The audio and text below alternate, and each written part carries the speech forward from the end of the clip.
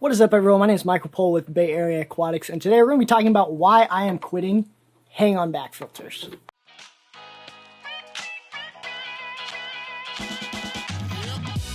Alright, so I have been a big hang-on back filter user pretty much since I got into the hobby. I really like them. I still think they're a good filter for certain situations, and I'm not throwing mine away per se. I'm keeping a couple of them to use as water polishers, but my main filtration is now all air.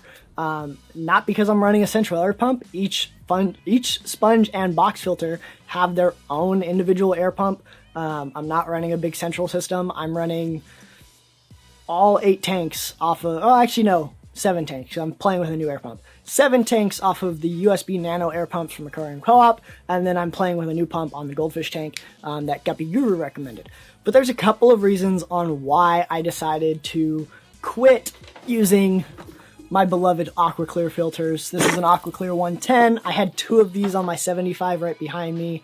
It was the only hang-on back filters I've had on the tanks for a while. I used to use like little Aqua Clear 20s for all my 10 gallons, but I switched those over to sponges just because that's easier, a little cheaper, and a little less maintenance and less power and all that good stuff, and less like stuff hanging out of the tank. It was just all included in one, made it set up a lot easier, and yeah, but I really liked my hang-on backs for my 75, and I still do. My biggest problem with them was while they're easy to maintain, they are a pain in the butt to maintain. They're a pain to clean. The impellers kept clogging on me. I was running these, I can pull it out of here. I was running these Aquarium Co-op extra large pre-filter thingies, which are great. They kept the big stuff out, but I was having a huge algae problem. As you can kind of see, they're kind of green with algae growing on these sponges. And the sponges are great, but with my scape on this side where the wood is, it was hard to get this into the wood, and it kind of like stuck, and you can kind of see it's a little bent right here, just from where I had to like wedge it in the wood, and it was always a pain to get out, and I just hated cleaning my hang-on back filters. So I never really did it, and then they would clog, and then I would have to do it, and they always clogged at like my super busiest time, so I'm like having to unplug them and like put the media in something else, and then at like 2 in the morning, pull the filter off and clean it, and it was just starting to turn into a big pain in the butt.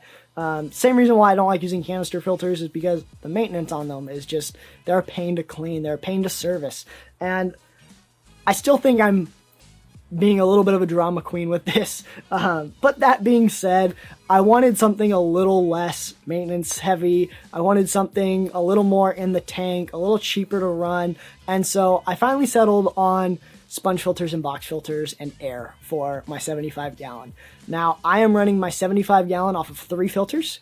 I have a large Lee's box filter in this corner and a large Lee's box filter in this corner, full of the media and polishing material, because I like to have my polishing material. And then right behind my neck, right in here, I have a Aquarium Co-op, I think it's a medium-sized sponge filter with a Never Clog air stone, and all 3 of them are running, I don't think you're gonna be able to see it, but over here, there's 3 USB Nano air pumps that are hanging, and all 3 of them are powering 1 for each filter. That's what my entire 75 is being ran off of at the moment. There were a couple of things that I had issues with when I first started. I was originally planning on running 2 Lee's large box filters in the corners, and that was it. I have a Fluval E300 heater right in here somewhere. You can kind of see it where the bubbles are coming up. That stayed in the middle of the tank, and very quickly I started getting low flow warnings on it, even with it tilted at the 45-degree angle, and I was like, okay, I need to do something. So I was like, you know what, I could put an air stone on it, and that'll circulate the water, and then I figured, you know what, if I'm going to put an air stone, I might as well put a sponge filter. So I pulled a sponge filter from one of the ponds outside and threw it in here, and now I don't have the low flow issue anymore. That being said, it's much easier to clean, much easier to maintain. All the stuff kind of picks up a little easier. It's just simpler, in my opinion. I still have both of my 110s because I haven't quite gotten to the point where I can just get rid of them yet. I think I'm probably going to keep one just as like a, you know, whatever I need it for. The other one I'll probably sell at a fish club auction. I still have a couple of Aqua Clear 20s in my closet because, again, I use those as polishing filters if I'm doing a big scape or something like that. But yeah, so that's kind of one of the big updates that happened while I was taking my little break from YouTube. And just kind of wanted to throw that out there and explain my reasons for why I'm quitting hang-on backs after I've been such a big proponent of them. Still using box filters, still using sponge filters. So let me know what you think about this in the comments down below. Do you like hang-on backs? Do you not like hang-on backs? Are you like me? Do you like them? They're not the best for you. What are you using to filter your tanks if you're running air or something like that? I want to know what you're filtering your tanks with in the comments down below. If you liked the video, give it a thumbs up. If you didn't, you know what to do. If you're new here, be sure to hit the subscribe button and hit the bell notification so you get notified every time we upload a video. We upload on Fridays and then some bonus videos and live streams here and there. As always, thanks for watching, and I'll see you guys next time.